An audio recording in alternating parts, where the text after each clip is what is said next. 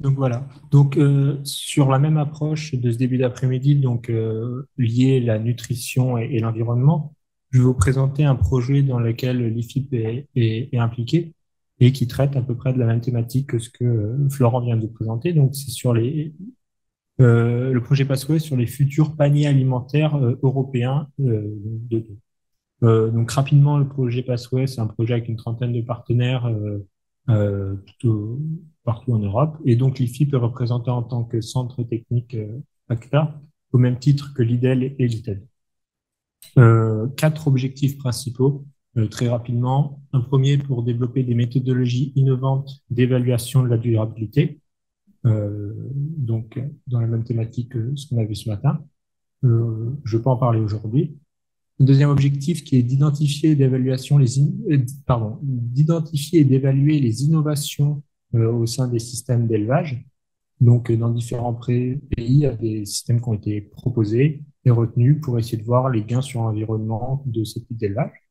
En troisième, c'est concevoir des scénarios et des trajectoires de transition pour identifier le secteur européen de demain, de l'élevage de demain. Donc, c'est sur celui-là qu'on va je vais vous présenter quelques slides aujourd'hui. Et en dernier, soutenir une transition rapide et efficace.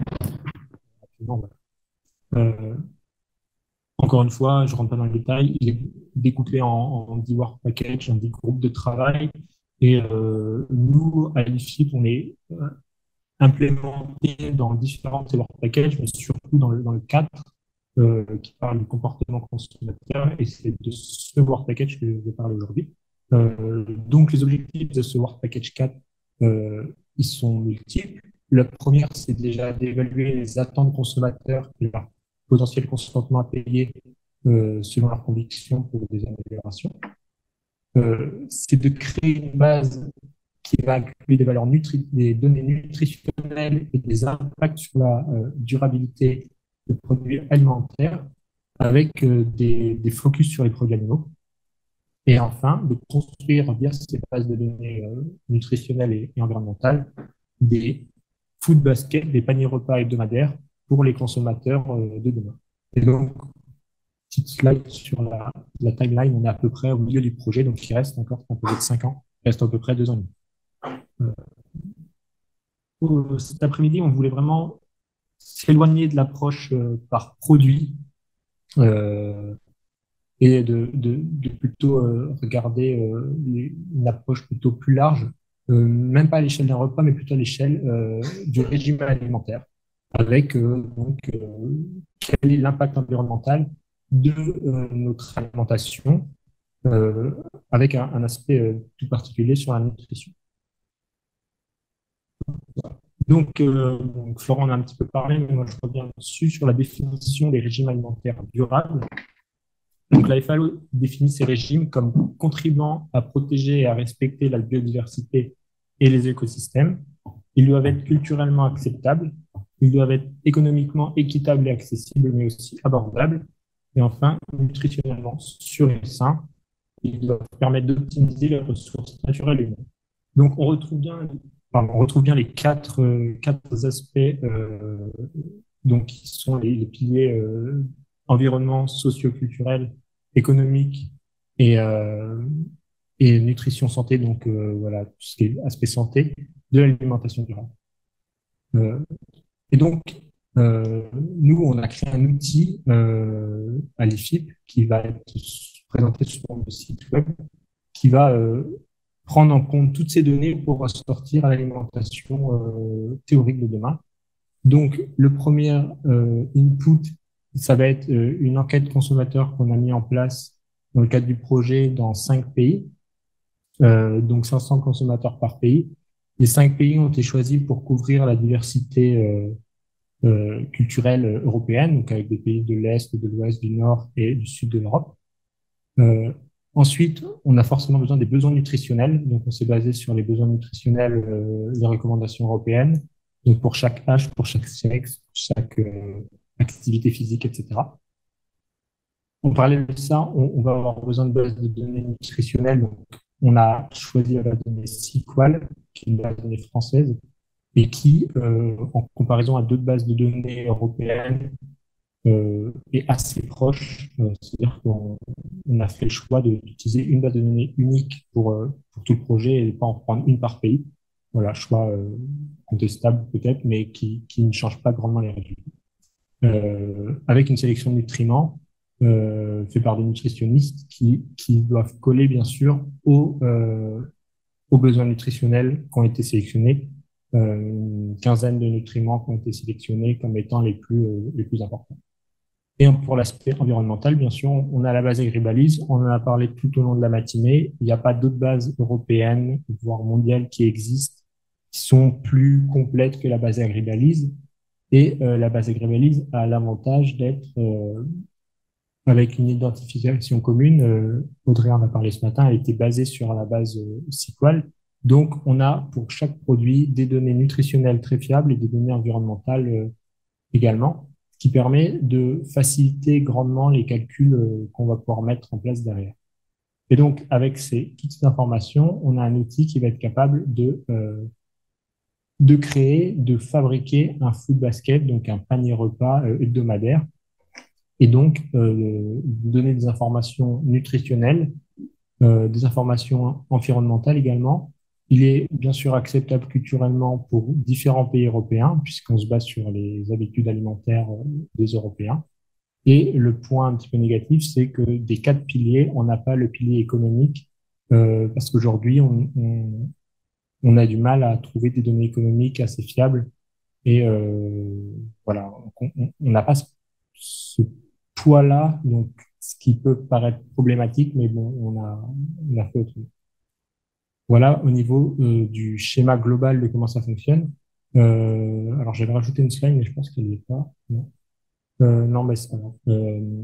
Donc deux objectifs principaux. Le premier, c'est de le mettre sous forme de site web, comme je l'avais dit, pour que les personnes, les consommateurs européens puissent aller dessus et jouer un petit peu avec pour voir leur impact réel sur la nutrition et sur l'environnement de leur choix alimentaire et de voir ben, s'ils mangent ça plutôt que ça, qu'est-ce qui se passe sur une échelle d'une semaine, quels sont les impacts sur leur nutrition et sur l'environnement. Et dans un deuxième temps, on va faire une optimisation linéaire comme la troisième méthode, donc Florent a montré. Et ça va s'implémenter dans une logique de scénario où on va, au lieu de regarder ce que les gens mangent aujourd'hui en interrogeant des consommateurs, on va essayer d'imaginer via des hypothèses comment les régimes alimentaires vont pouvoir évoluer demain en appliquant des contraintes différentes et donc voir les impacts à la fois sur la nutrition et sur l'environnement. Et donc, on en a parlé juste avant, mais il y a bien sûr, ça c'est une approche consommation. Il y a d'autres modèles qui sont mis en place dans le projet, c'est pas c'est pas les FIP qui gèrent, donc c'est d'autres universités, et qui ont des outils plutôt d'approche de production. J'ai aucune slide dessus, donc, mais on pourra, si vous avez des informations, on pourra toujours échanger après. Au niveau des résultats, donc ça va se présenter sous la forme de trois grosses informations. Donc, le site web n'est pas encore terminé. Je pensais peut-être pouvoir vous le présenter aujourd'hui, mais quelques semaines de retard. Donc, une première information sur la composition des food baskets, une composition sur pardon, les apports nutritionnels et la concordance avec les besoins, donc avec différentes catégories, les macronutriments, les acides gras, les minéraux et les vitamines, avec un code couleur. Voilà, on voit le pourcentage de besoins qu'on a. Enfin, je sais pas si vous voyez ici, un ici. Et donc, si on est en dessous, c'est qu'on n'a pas atteint les objectifs. Si on est au-dessus, on a atteint les objectifs avec des petits problèmes quand on en a beaucoup trop, comme c'est le cas ici. Ben, vous voyez, on a un message rouge qui apparaît parce on consomme beaucoup trop de ce nutriment et ça peut être aussi être un problème. Et enfin, des impacts environnementaux. Donc, comme on est sur la base Agribalise, on a les 16 indicateurs et on a le score agrégé du PEF. Donc là, j'ai mis que les gaz à effet de serre et le score unique, mais dans l'idée, on aura notre impact de notre alimentation sur l'intégralité des 16 impacts du PEP. Et voilà. Et donc, j'en parlais, mais ces résultats vont être introduits dans des scénarios pour essayer d'imaginer l'élevage de demain.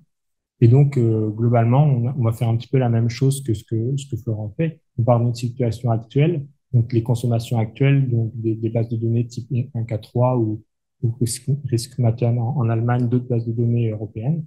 Et on essaye de voir via différents modèles où va aller la consommation. Et en parallèle de ça, on va regarder où va aller la production, où peut aller la production, et on va essayer de voir si ça match. Et donc cet outil va être utilisé via une optimisation linéaire, comme je l'ai dit précédemment. Euh, En conclusion, c'est un outil qui permet de passer de l'évaluation à l'échelle de l'aliment à un stade beaucoup plus large de régime alimentaire, qui donne une vision beaucoup plus large. Il permet de mesurer les impacts des régimes alimentaires tout en respectant au mieux, on va dire, les exigences nutritionnelles ou en informant le consommateur de ces impacts nutritionnels.